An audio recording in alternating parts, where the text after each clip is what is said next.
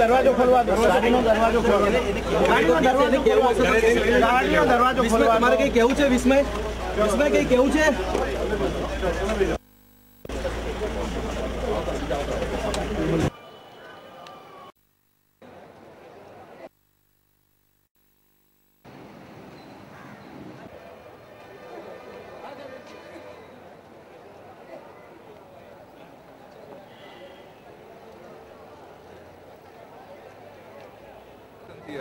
Court में remand के सामने हमने आर्ग्यू किया कि रिमांड के जो इन्होंने ग्राउंड्स मांगे थे वो बिल्कुल बेसलेस थे और जो नामदार गुजरात हाई कोर्ट के जजमेंट्स है उस हिसाब से इन मुद्दों पर रिमांड देना नहीं चाहिए। दोनों तरफ से आर्गुमेंट्स हुए थे। इसके बाद फाइनली अभी कोर्ट ने 1 दिन का रिमांड ग्रांट किया है। कल सुबह 11 बजे तक का रिमांड फाइनली ऑर्डर किया है, तो वो फाइनल ऑर्डर है। खासतौर पर आपकी ओर से क्या दलीलें पेश की गई थी रिमांड नहीं देने के लिए?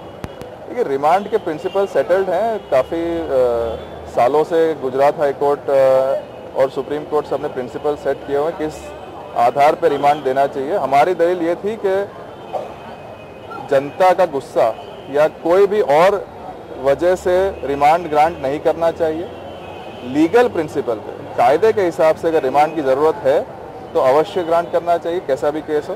लेकिन अगर कायदे के हिसाब से ज़रूरत नहीं है तो सिर्फ इसलिए क्योंकि ये मीडिया ट्रायल हो गया है या मीडिया में केस जा रहा है इसलिए रिमांड नहीं ग्रांट करना चाहिए और सेटल्ड प्रिंसिपल्स के हिसाब से रिमांड नहीं देना चाहिए।